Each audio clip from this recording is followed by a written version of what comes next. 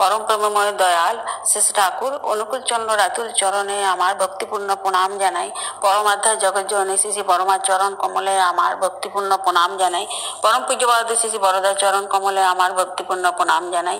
আচার্যদেব শ্রী শ্রী দাদার চরণ কমলে আমার ভক্তিপূর্ণ প্রণাম জানাই এবং ঠাকুরবাড়ি সকলের চরণেই আমার ভক্তিপূর্ণ প্রণাম জানাই। যারা শুনছেন বা শুনবেন সেই শ্রদ্ধেয় দাদা মায়েদের, গুরুজনদের, ছোট ভাই বোনদের, বন্ধু বান্ধবীদের, ইষ্ট সান্নিধ্যে থাকা সকল কর্মীবৃন্দ, সকল ভক্তমণ্ডলীদের, যারা সদা ইষ্টতপা হয়ে আছেন সকলকেই আমার যথাযোগ্য স্থানে প্রণাম, নমস্কার, শ্রদ্ধা, ভালোবাসা, জয়গুরু জানাই। আমার তেমন জ্ঞানের পরিধি নেই বা আমি তত ভালো বক্তাও নেই, এমন কথা বলার মানে সেই ভাগ্যতাও নেই। আমি যা পড়ি সেটাই আপনাদেরকে আমি বলার চেষ্টা করি। আমার একান্ত ইচ্ছাই ইষ্ট মানে প্রতিষ্ঠা, ঠাকুরকে প্রতিষ্ঠা করা। যেহেতু আমিও জানতাম না, আমিও বিভিন্ন আজকাল করোনার জন্য অধিবেশন, যে অনলাইন অধিবেশন হয় সেখানে সেই কত বড় বড় বক্তারা ঠাকুর সন্নিধ্যে থাকা দিব্য জীবনের কথা বলেন, তখনই আমরা জানতে পারি। বিভিন্ন আলোচনা আমাদের যখন আলোচনা হয় বা সেগুলো আলোকপাত করেন সেটাই জানি। তো সেটাই আমি আপনাদেরও বলার চেষ্টা করি, আমারও উপকৃত হয়, আপনাদেরও উপকৃত করার চেষ্টা করি। তো এখানে সেই অনলাইনের মধ্যেই সবাই বসে শ্রী ঠাকুরের প্রতি তাদের ভালোবাসার টান, প্রেমের টান, ভক্তির টান বলে সেই যখনই সময়টা হয় তখনই সবাই সব কাজ ছেড়ে বা সব ঠিকঠাক করেই বসে যান। তো এখানে শ্রী ঠাকুর ছিলেন বৈশিষ্ট্যপালী আপুরমান্তি কালজ্ঞ অবতার পুরুষ। তিনি পূর্বাপর অবতার পুরুষের নররূপে নবকলেবর। তাকে জিজ্ঞাসা করা হয়েছিল, আপনি কি ভগবান? উত্তরে তিনি বলেন, আকাশ যেমন বলতে পারে না আমি আকাশ, বাতাস যেমন বলতে পারে না আমি বাতাস, ধরিত্রী যেমন বলতে পারে না আমি ধরিত্রী, ভগবানও তেমন বলতে পারে না তিনি ভগবান। তো শ্রী শ্রী ঠাকুর অনুকূলচন্দ্র নিজেকে কোনোদিন ভগবান বলে প্রকাশ করতে চাননি। লক্ষ লক্ষ মানুষ তার অপার্থিব প্রেমের টানে, ভালোবাসার টানে তাকে ভগবান বলে, প্রাণে ঠাকুর বলে মনপ্রাণে অনুভব করেছে। তিনি ছিলেন ফুলফিলার দ্য বেস্ট। সমাজের বিভিন্ন শ্রেণী, বিভিন্ন মতাদর্শী, বিভিন্ন পেশার মানুষ তার কাছে এসে পেয়েছে নতুন জীবনযাত্রা পরিদর্শন।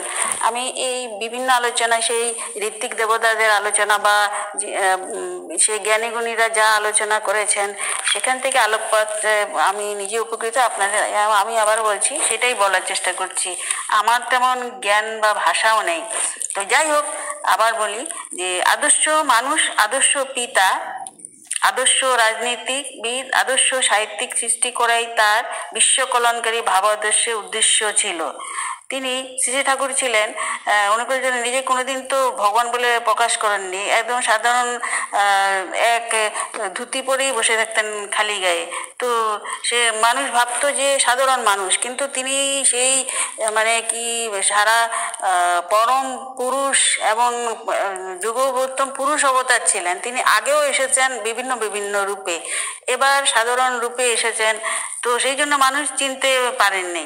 তো তিনি কায়মানবকে চেয়েছিলেন ঘরে ঘরে যেন দেবশিশু জন্মগ্রহণ করে।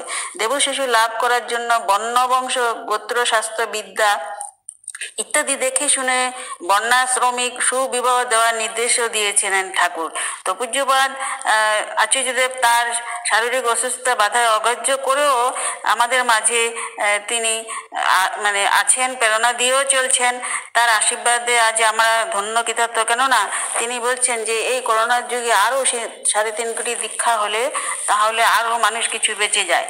তাই জাতি, ধর্ম, বর্ণ নির্বিশেষে সমস্ত মানুষের দুঃখ, কষ্ট, যন্ত্রণা, অভাব, অনটন, হাহাকার দূর করার জন্য শ্রী শ্রী ঠাকুর অনুকূলচন্দ্রের মহা আবির্ভাব হয়েছিল। তিনি ছিলেন পরম দয়াল, প্রেমের ঠাকুর, প্রাণের ঠাকুর।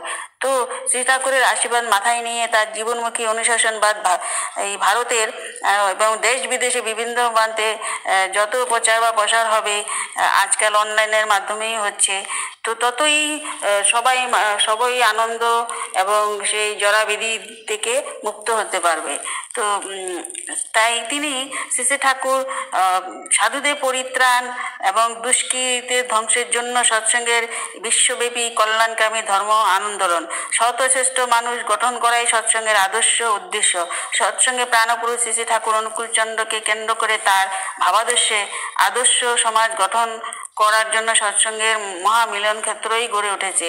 শ্রী শ্রী ঠাকুর বর্তমান আচার্যদেব শ্রী শ্রী দাদার মাধ্যমে তার ঐশী লীলা প্রকটিত করেই চলেছেন। দেশ ও জাতির সামগ্রিক মঙ্গল ও কল্যাণের জন্য সৎসঙ্গের এই আন্দোলন সর্বক্ষণে প্রচারিত হচ্ছে দেশ বিদেশে। শ্রী শ্রী ঠাকুরের দিব্য জীবনের মূল মন্ত্রই ছিল ভালোবাসা। শুধুমাত্র মানুষ নয়, পশু পাখি জীব জন্তু সকলের প্রতি তার অটুট টান ছিল ভালোবাসা। তার আয় ছিল মানুষ আর ব্যয় ছিল ভালোবাসা। এই ভালোবাসার জন্য তিনি বলেছিলেন যে এক গোটা সাম্রাজ্য তিনি ছেড়ে দিতে পারেন। তো তার দিব্য জীবনে আজ বহুত গবেষণাও হচ্ছে।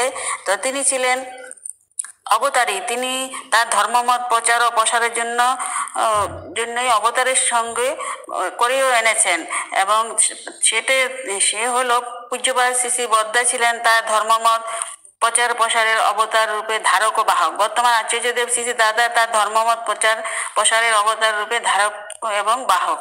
তো তিনি এখানে আরও অনেকেই সেই দাদারা যে আলোচনা করছেন সেটার উপরে বলছি।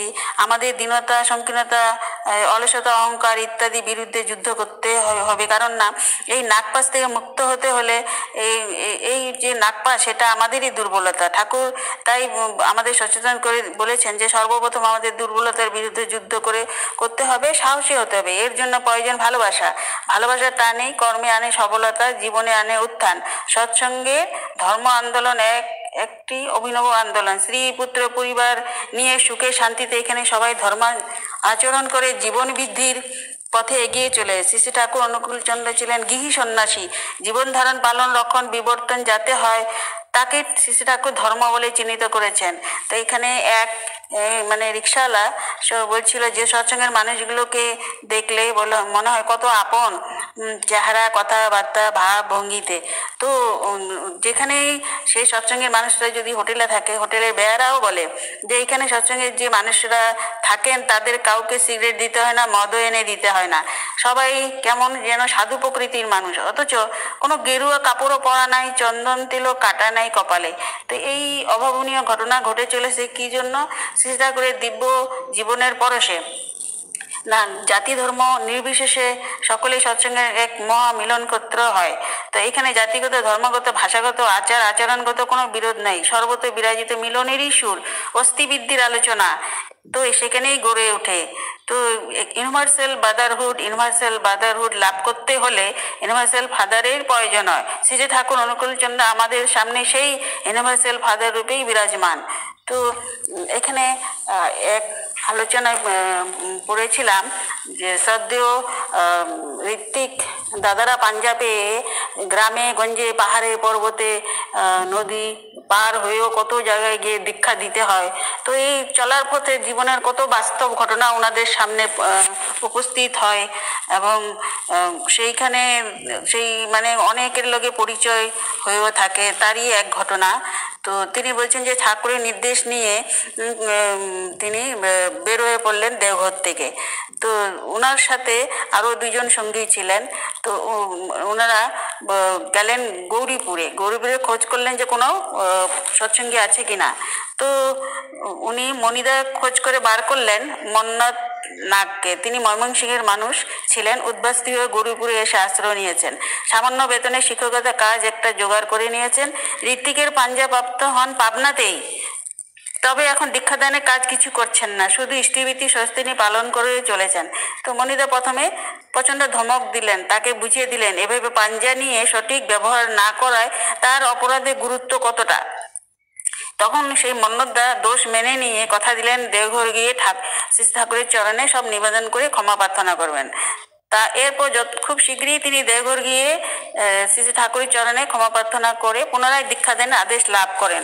তো দেওঘর থেকে ফিরে এসে শহরের সেল ট্যাক্স ইন্সপেক্টর যতীন চৌধুরীকে দীক্ষা দিলেন ঠিকই, কিন্তু পরিচর্যার অভাবে যতীনদা প্রথম দিকে কয়েক মাস ইষ্টিবৃত্তিটুক করতেন। এরপরে কি করণীয়, যজন কি তা তার বোধগম্য হয়নি, বা জানলেও দৈনন্দিন জীবনে তার প্রয়োগ ছিল না।